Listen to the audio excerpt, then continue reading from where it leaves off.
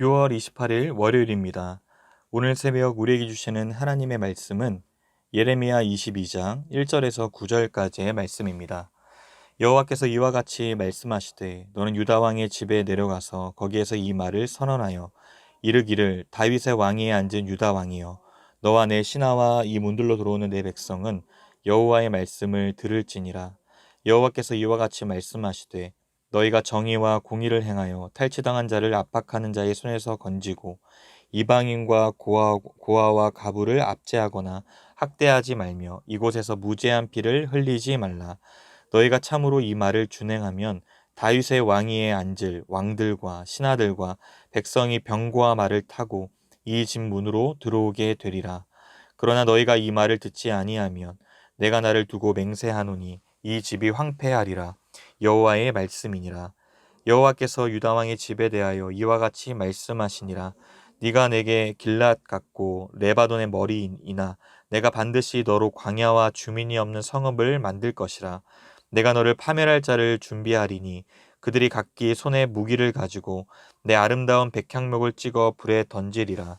여러 민족들이 이 성읍으로 지나가며 서로 말하기를 여호와가 이 큰 성읍에 이같이 행함은 어찌 됨인고 하겠고 그들이 대답하기는 이는 그들이 자기 하나님 여호와의 언약을 버리고 다른 신들에게 절하고 그를 섬긴 까닭이라 하셨다 할지니라. 아멘. 예레미야 22장을 시작하고 있는 오늘 본문은 유다 왕조를 향한 경고의 말씀이 이어지고 있습니다.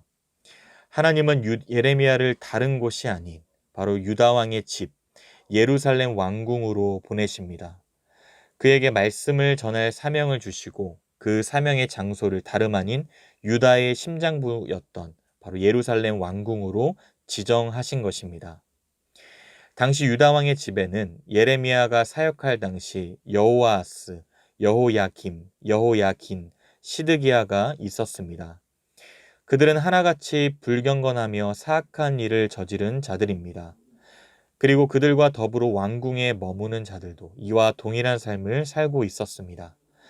따라서 하나님의 말씀을 선포하는 선지자 예레미야가 이 사람들에게 환영받을 리가 없었죠. 이처럼 초대받지도 못한 예레미야가 불의한 자들의 죄를 지적하고 그들이 원치 않는 메시지를 전하는 것은 매우 위험한 행동일 수 있습니다. 그러나 예레미야는 머뭇거리지 않습니다. 하나님께서 말씀하신 그곳을 향해 나아갑니다. 그리고 명하신 말씀을 그대로 증거했습니다. 3절입니다. 여호와께서 이와 같이 말씀하시되 너희가 정의와 공의를 행하여 탈취당한 자를 압박하는 자의 손에서 건지고 이방인과 고아와 가부를 압제하거나 학대하지 말며 이곳에서 무죄한 피를 흘리지 말라. 여기서 이방인과 고아와 가부는 당시 대표적인 소외 계층으로 연약한 자들, 힘이 없는 자들의 대명사였습니다. 이들은 법적인 또 사회적인 보호를 받기가 어려웠고 억울한 일을 쉽게 당할 수 있었습니다.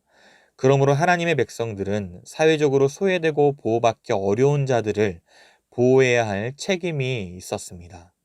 하나님은 자신을 그들의 보호자라고 말씀하시기 때문이죠. 만일 힘없고 약한 자들을 억압하고 학대한다면 곧 그들의 보호자가 되시는 하나님을 멸시하는 행위요. 하나님에 대적하는 행위라 할 수 있습니다. 그럼에도 당시 유다 사람들은 이러한 하나님의 뜻을 저버리고 사회적 약자들을 더욱 압제하고 학대하였기 때문에 그 결과로 심판을 피할 수가 없습니다. 이들이 만약 하나님의 말씀을 준행하여 정의와 공의를 행한다면 참된 승리와 번영을 허락하시겠다라고 말씀하십니다. 그러나 말을 듣지 않고 불순종할 경우 5절의 표현대로 이 집이 황폐하게 될 것입니다. 하나님께서 유다와 맺은 언약을 뒤엎고 파기하시겠다라는 말씀이 있기에 비극적인 결과이죠. 유다는 비옥함과 축복의 상징인 길르앗 그리고 레바논의 머리 같습니다. 길르앗은 요단 동편에 위치한 목초지로 유명해서 이곳은 유목민이라면 매우 탐낼 만큼 기름진 곳이라 할 수 있습니다. 이스라엘 백성들이 가나안 땅에 입성하기 전에 먼저 요단 동편을 정복하였고 길르앗도 그 중에 포함되었습니다. 그런데 갓과 루벤과 므낫세 반지파는 이 길르앗 땅에 매료되어서 자신들은 가나안 땅에서는 기업을 얻지 않겠다고 하며 길르앗 땅을 자기들에게 기업으로 분배하여 줄 것을 모세에게 요청하기까지 했습니다. 이들의 요청을 통해서도 알 수 있는 것처럼 참으로 길르앗은 모든 사람들이 탐낼 정도로 귀하고 아름다운 땅입니다. 또 레바논은 이스라엘 북쪽에 위치한 지역으로 아름다운 백향목의 산지로 유명합니다. 예루살렘 성전과 다윗 또 솔로몬의 이 왕궁이 바로 이 레바논의 백향목으로 지어져서 레바논 하면 번영의 상징으로 매우 귀하게 여겨졌습니다. 그런데 그들은 하나님 말씀에 불순종하였고 결국 이방 민족을 통해서 멸하심으로 광야와 주민이 없는 성읍으로 만드시고 백향목을 찍어 불에 던지시겠다고 경고하십니다. 하나님을 거역하며 그 말씀을 떠난 자의 삶은 이처럼 메마르고 황무하게 될 것입니다. 그러므로 축복의 삶, 바로 물된 동산과 같고 기름지고 풍성한 삶을 살기 위해서는 순종하는 삶일 때 가능합니다. 마치 시냇가에 심은 나무처럼 순종을 통한 형통의 삶인 것입니다. 하나님과의 언약을 저버리고 불순종한 결과는 파멸뿐이었습니다. 유다에 대한 심판이 마무리된 이후 그 처참한 광경이 주변의 여러 이방 민족들에게 알려질 것을 말씀하십니다. 8절에 여러 민족들이 이 성읍으로 지나가며 서로 말하기를 여호와가 이 큰 성읍에 이같이 행함은 어찌 됨인고 하겠고 이렇게 말합니다. 단순히 멸망으로 끝나지 않고 주변 나라들의 입에 오르내리면서 그 멸망의 진정한 원인이 모두에게 폭로당할 것을 보여줍니다. 유다 왕국이 수치거리, 또 모욕거리, 조롱거리가 된다라는 의미겠죠. 이러한 말씀은 유다 왕국 멸망 이후에 남은 자들이 이방에 흩어져 살아갈 때 그들이 이전에 할례받지 못한 자들이라 멸시하던 이방 민족들 앞에서 수치스러운 삶이 될 것을 암시하고 있습니다. 또한 그들은 스스로 이렇게 대답합니다. 9절에 그들이 대답하기는 이는 그들이 자기 하나님 여호와의 언약을 버리고 다른 신들에게 절하고 그를 섬긴 까닭이라 하셨다 할지니라. 유다의 범죄를 다른 이가 아닌 바로 여러 이방 민족들이 직접 그 이유를 설명하며 고발한다는 것은 당시 우상을 섬기는 이방인들로부터 지적받을 만큼이나 그들이 부도덕하고 패역한 짓을 자행했다라는 의미입니다. 얼마나 영적으로 무너져 있었는지 여실히 드러나고 있습니다. 제사장 나라요, 하나님의 백성으로 세상을 복되게 하는 역할을 하지 못할 뿐 아니라 도리어 유다 사람들은 하나님의 심판을 당하여서 이방인들의 입에 오르내리는 수치를 당하고 만 것입니다. 이것은 마치 계시록 말씀에서 예수님이 라오디게아 교회를 향해 네 공고한 것과 가련한 것과 가난한 것과 눈먼 것과 벌거벗은 것을 알지 못하는도다 말씀하시며 진단하신 것과 같습니다. 교회를 새롭게 하시기를 원하시는 주님의 심정일지도 모릅니다. 필요하다면 세상 사람들의 질책과 조롱, 멸시의 말도 겸허히 받아들여서 교회의 어둡고 혼탁하고 그릇된 면모들을 진정 회개해야 할 것입니다. 그것이 바로 우리가 믿지 않는 세상 사람들에게 비난받고 조롱당하는 수치스러운 현실에서 헤어나올 수 있는 첫 걸음일 것입니다. 영광스러운 교회의 진짜 모습을 회복해야 합니다. 더 낮고 낮은 곳으로 바로 빛과 소금의 역할을 잘 감당하여서 축복의 통로로 쓰임받아 우리의 착한 행실을 통하여 주의 뜻을 온전히 이룰 수 있기를 간절히 바랍니다. 사랑하는 성도 여러분, 오늘 예레미야는 하나님의 말씀대로 유다 왕조에게 사랑과 공의를 행하고 연약한 자를 섬길 것을 선언하면서 이 명령에 불순종하면 이 집이 황폐해질 것이라 선포합니다.